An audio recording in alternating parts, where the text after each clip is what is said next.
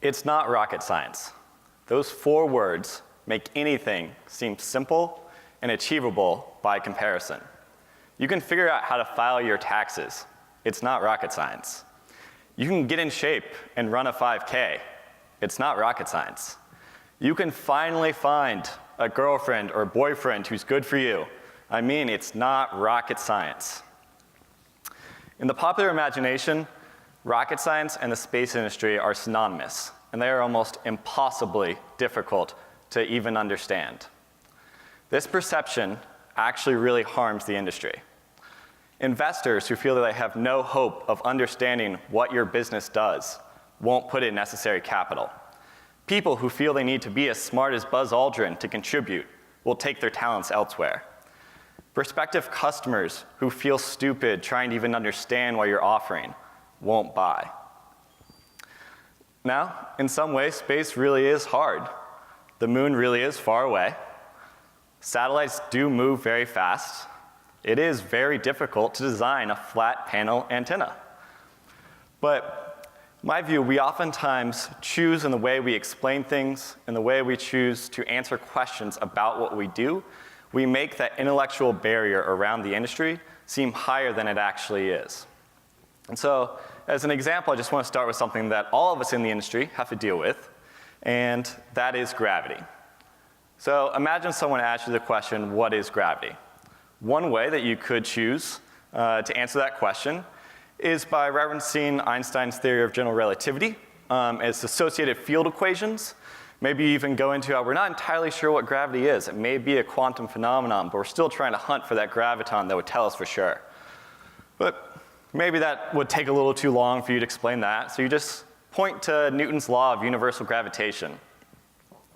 Or let's say you're somewhere other than around a water cooler at CERN, and so those explanations are inappropriate to use. So maybe you'd use the canonical example of a bedsheet they are holding tight to represent space.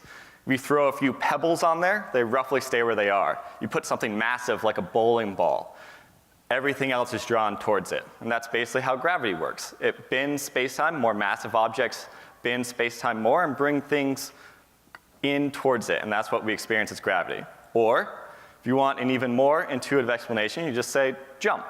And hopefully they can jump better than I can.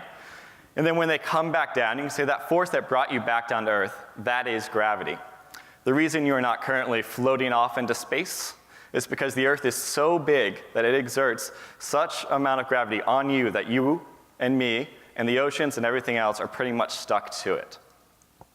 Now, if you think of those 4 explanations, you can think, are you giving just the elevator pitch or the full summary?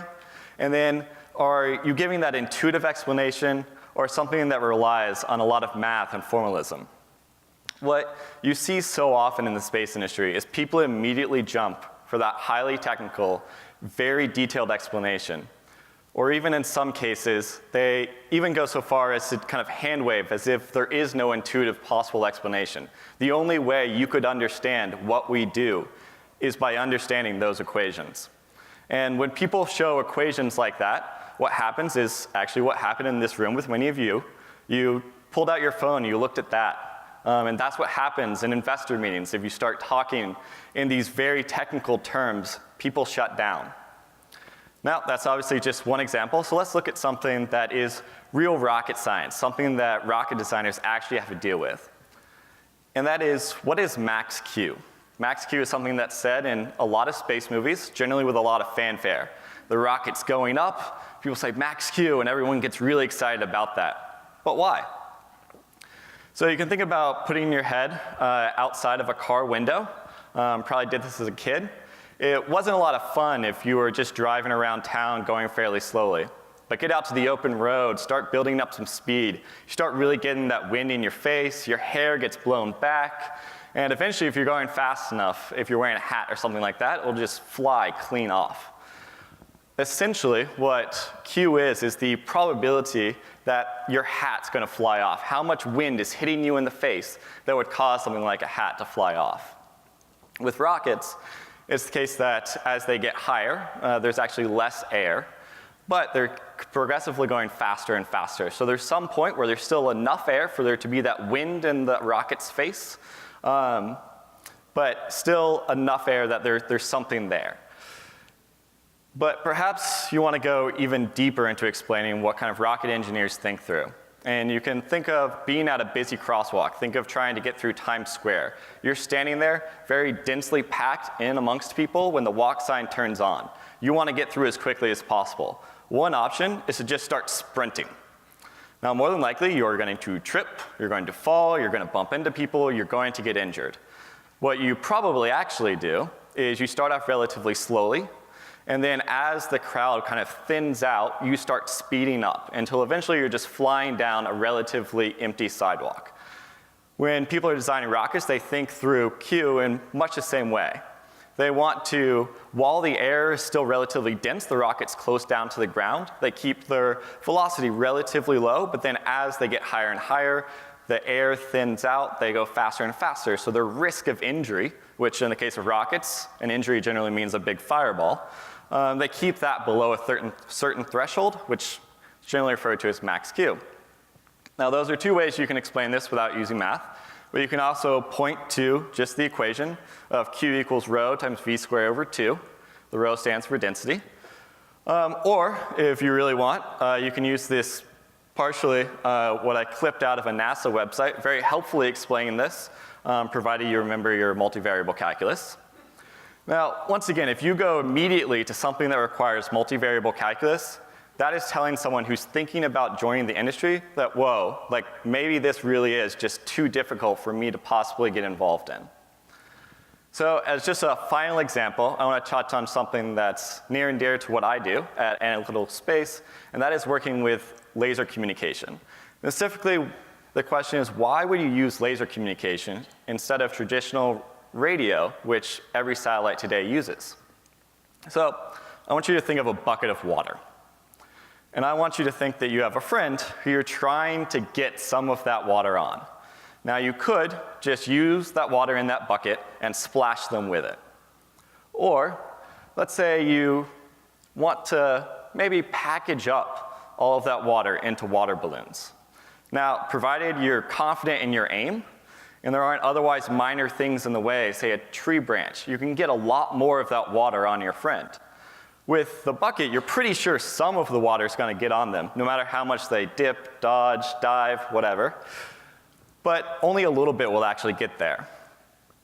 That's actually very similar to the distinction between radio communication and laser. So radio is like using that bucket of water. Most of the energy kind of goes everywhere. A little bit of it is almost for sure going to get where you want it to go, but most of it's going to be more or less wasted.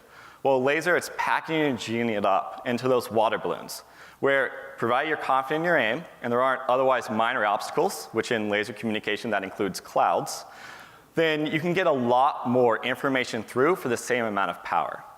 Now, to stretch this analogy just a little bit too far, with laser communication, you're actually sending millions, if not billions, of packets or balloons of information through every second.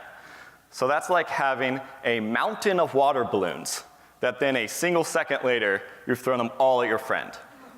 This is an amazing way to lose a friend.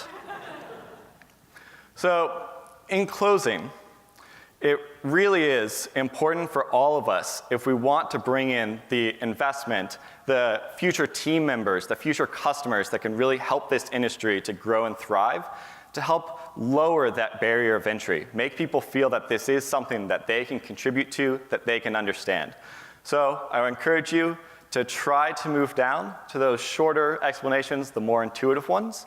And maybe, if enough of us do this, it will no longer be a thing to say, oh, it's not rocket science, to say, make something really difficult seem slightly easier, to maybe, in addition to it's as easy as pie, it's as easy as cake, people say, it's as easy as rocket science. Thank you.